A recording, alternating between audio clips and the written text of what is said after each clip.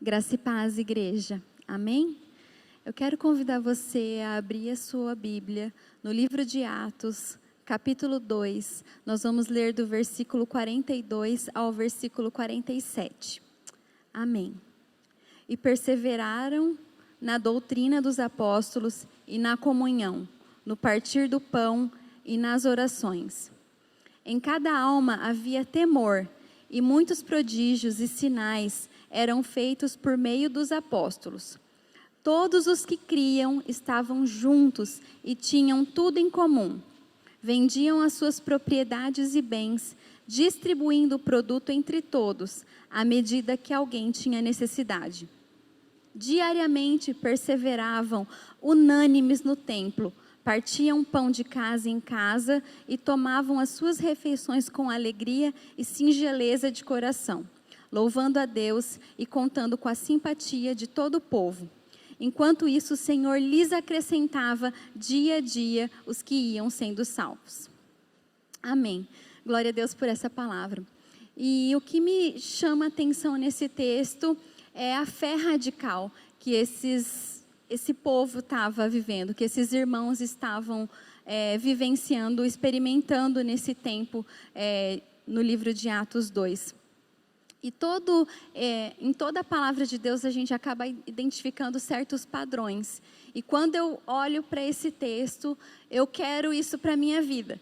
Mas eu não quero isso só para a minha vida, eu quero que isso aconteça também na comunidade em que eu vivo, na minha igreja, viver igreja. Nós temos aprendido nesse tempo como ser igreja sem templo, como ser igreja, pessoas, corpo de Cristo. É algo que Deus tem nos direcionado, é algo que o Espírito Santo tem mostrado para nós. Mas e quando nós voltarmos ao templo? Será que nós vamos voltar de forma igual? Será que nós vamos voltar transformados? E eu creio que, como o Senhor já tem direcionado, como o Espírito Santo já tem ministrado, Ele tem para nós algo novo, um tempo novo.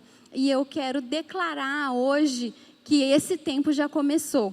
Esse tempo já começou desde as palavras que nós temos recebido sobre avivamento, presença do Senhor, Espírito Santo queimando nas nossas vidas e vai continuar e vai incendiar nesse novo tempo a sua igreja, o seu povo. Mas o que me chama a atenção nesse texto especificamente, na verdade são muitas situações aqui que os irmãos estavam vivendo. Eles tinham uma fome radical. Eles queriam, a palavra de Deus fala em algumas versões que eles perseveravam no ensino. Eles perseveravam na doutrina dos apóstolos. Eles não queriam viver na mediocridade. Eles não queriam estar no raso. Eles queriam intensa comunhão com Deus. Eles queriam viver a vida deles, a fé deles de uma forma intensa, de uma forma quente. Eles queriam ser realmente fervorosos no Espírito. Porque o nosso Deus, Ele não é um Deus medíocre. O nosso Deus, Ele não é um Deus raso. O noum Deus é um Deus intenso. Ele é fogo consumidor, diz a palavra de Deus. Ele é eterno. E o tipo de relacionamento que Ele quer com a gente não é um relacionamento raso. Não é um relacionamento mediano. Ele quer conosco um relacionamento eterno. Deus não é Deus de isolamento. Deus é Deus de relacionamento. E Ele quer de nós esse tipo de relação. Os irmãos aqui também no texto de Atos, eles desejavam viver aquilo que eles estavam aprendendo. Sim, eles perseveravam no ensino, eles perseveravam na doutrina, mas eles queriam, acima de tudo, viver aquilo que eles estavam aprendendo. E isso a gente adquire na comunhão. Isso nós precisamos no nosso dia a dia, no olho. Nós precisamos no um a um. Nós precisamos viver isso naquilo que nós temos com aqueles que estão próximos e aqueles que não estão tão próximos. Isso é vida na vida, né? E essa comunhão, essa convivência, essa empatia entre as pessoas é a marca desse povo. Eles não só estavam aprendendo aquela doutrina, mas eles estavam vivendo aquilo entre eles. Muitas vezes a gente percebe que Deus quer trabalhar isso em nós, mas será que nós estamos permitindo? Será que nós não estamos sendo críticos demais, reclamão demais? Nós temos raiva, mágoa, ressentimento entre nós e nós não permitimos que isso seja uma verdade no nosso meio. E eu creio que é tempo de nós trabalharmos isso nas nossas vidas. Nós precisamos corrigir as nossas expectativas. As nossas expectativas nas pessoas muitas vezes não vão ser correspondidas. Nós temos que ter expectativa naquilo que Deus vai fazer na vida das pessoas. E isso é verdadeira comunhão. Isso é verdadeira empatia. Se colocar no lugar do outro, ver os seus defeitos e qualidades e amar as pessoas, aceitar as pessoas, respeitar as pessoas e amar de uma forma incondicional. Querendo, sim, que Deus trabalhe na vida dela, mas enquanto Ele não trabalha, nós vamos aceitando e vivendo com elas do jeito que elas são. Isso é verdadeira comunhão. Eles viviam em unidade. Era um desejo do coração dos irmãos de Atos 2. Eles enxergavam as pessoas, eles enxergavam os corações e enxergavam as necessidades daquela comunidade. Eles viam aquilo que era preciso na vida das pessoas. E isso é unidade. Aqui fala que eles estavam juntos e tinham tudo em comum. Eles eram simples de coração. Eles aceitavam e se contentavam com sua vida em comunidade. Eles se alegravam com aquilo que eles estavam conquistando, mas eles também colocavam as suas vidas para que eles juntos conseguissem alcançar os objetivos que eles tinham em Deus. Isso nos fala que ser simples não é ser medíocre. É aceitar quem você é, quem são as pessoas que Deus colocou como seus irmãos e irmãs, com seus defeitos e qualidades, e conviver com essas pessoas para que aconteça um crescimento não só individual, mas um crescimento na comunidade. A glória de Deus estava sobre eles. Eles tinham um favor de Deus. Deus estava derramando da unção dele, porque nós sabemos que a palavra de Deus ela é viva e eficaz. E lá em Salmo 133 nós sabemos que Deus derrama da sua presença. Deus derrama do seu favor. Deus derrama da sua graça quando os irmãos estão em comunhão. Quando os irmãos estão em união. É bom e agradável a Deus. Eles estavam sendo incendiados. Eles viviam apaixonados, eles realizavam sinais, milagres, com grande autoridade espiritual naquele lugar, porque o favor de Deus estava sobre eles. As coisas estavam acontecendo, os sinais estavam sendo notórios, os milagres realizados pelas pessoas. As pessoas estavam se achegando, como diz aqui na palavra. Muitas coisas estavam acontecendo na vida daquele povo. Só que eu queria apontar algo.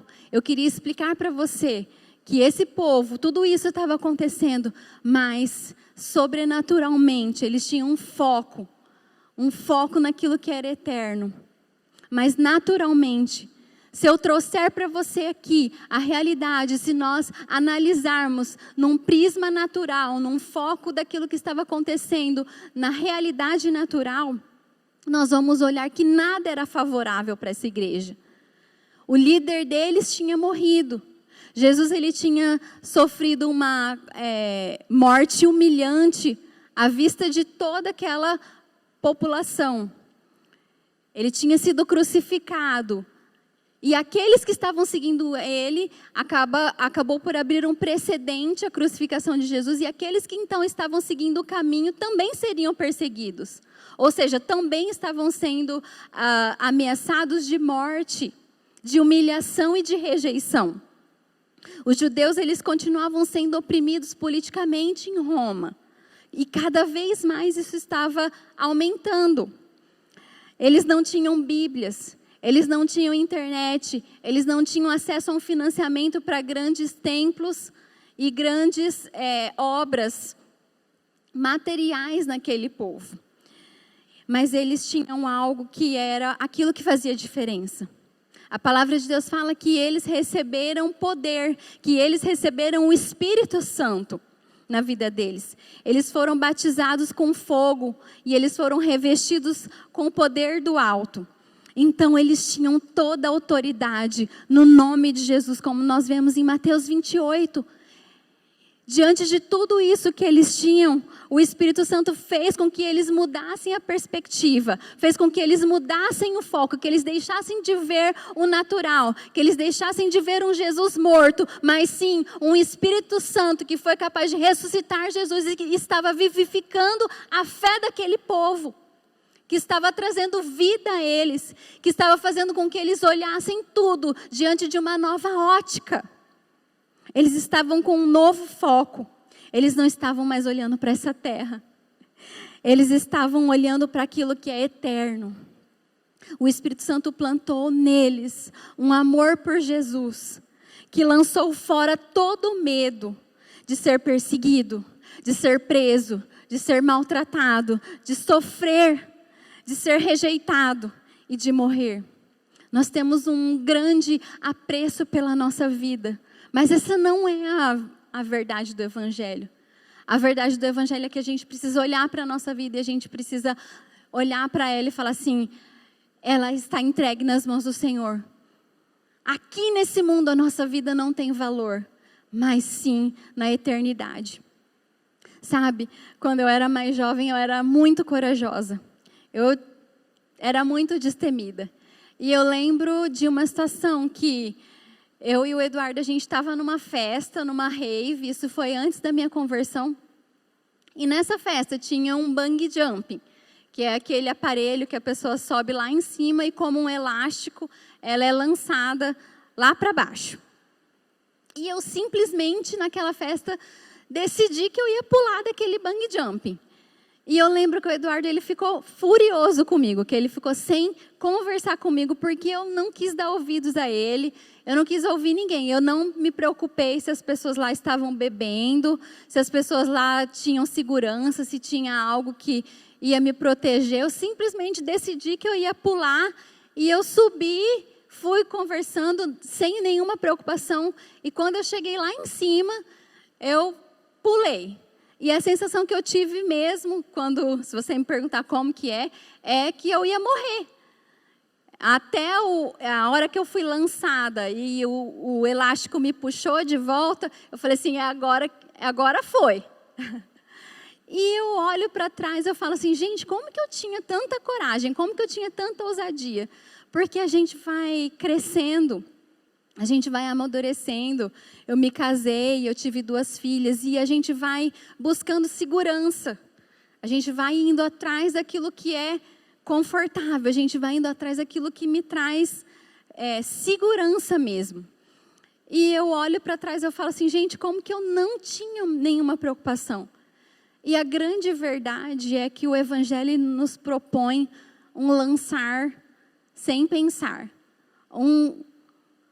uma entrega nas mãos de Deus sem a gente pensar quais serão as consequências. Se realmente nós vamos sofrer. Se realmente nós vamos ser entregues à morte. Se nós vamos ser rejeitados. O Evangelho, ele não é um evangelho de conforto. Se nós estamos escutando um evangelho que prega segurança, um evangelho que prega conforto, um evangelho que prega somente momentos de alegria, nós estamos pregando um evangelho falso. Porque o evangelho verdadeiro, aquilo que Jesus falava, era que aquele que tem amor pela sua vida, ele vai perder a sua vida. E aquele que quer entregar a sua vida e perder a sua vida, ele sim vai encontrar vida eterna, vida abundante. E nós precisamos entender essa premissa, essa verdade, para nós vivermos aquilo que Deus tem para as nossas vidas, para nós vivermos as nossas vidas conforme a vontade de Deus, e que é uma vontade boa, perfeita e agradável, ainda que seja no sofrimento, ainda que seja na rejeição, ainda que seja na morte, nós precisamos aprender a odiar a nossa vida, a nos desprendermos da nossa segurança, a nos desprendermos daquilo que realmente nós nos acostumamos a viver. Como eu fico com medo daquilo que vai acontecer com as minhas filhas, o que vai acontecer com o meu trabalho, o que vai acontecer com o mundo que nós estamos vivendo.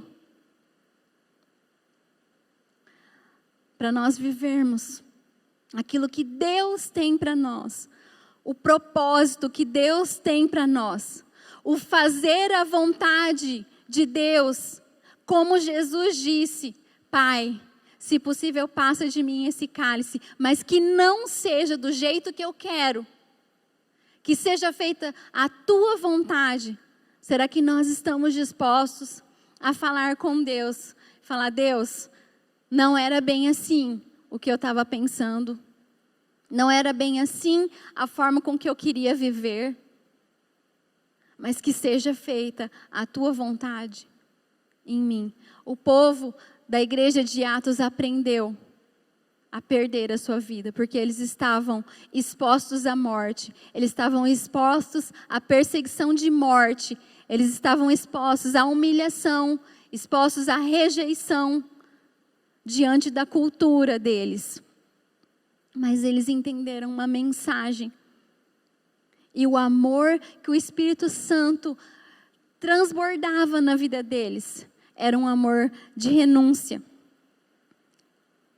Essas pessoas, elas tomaram posse da palavra de Deus, que fala: buscar em primeiro lugar o reino dos céus e todas as coisas seriam acrescentadas.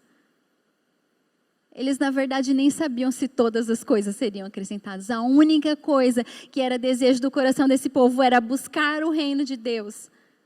E eles estavam vivendo o reino de Deus em Atos 2. E isso, para mim, é um padrão de uma fé radical. E eu queria que você, hoje, estivesse sendo revestido dessa fé. Eu quero orar com você.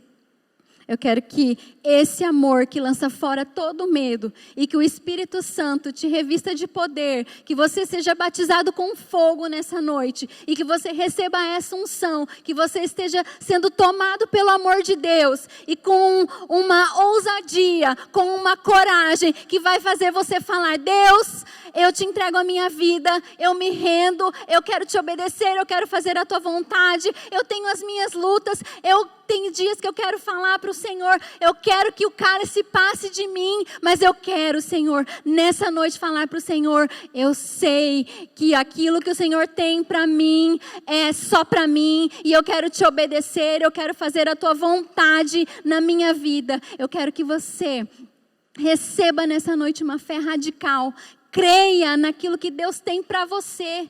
Creia que as promessas que Deus tem para a sua vida vão se cumprir. A palavra de Deus que Ele tem para a sua vida vai se cumprir. Palavra de vida e não de morte. Em nome de Jesus, Ele tem para você. Amém, Deus. Eu quero orar agora com os meus irmãos.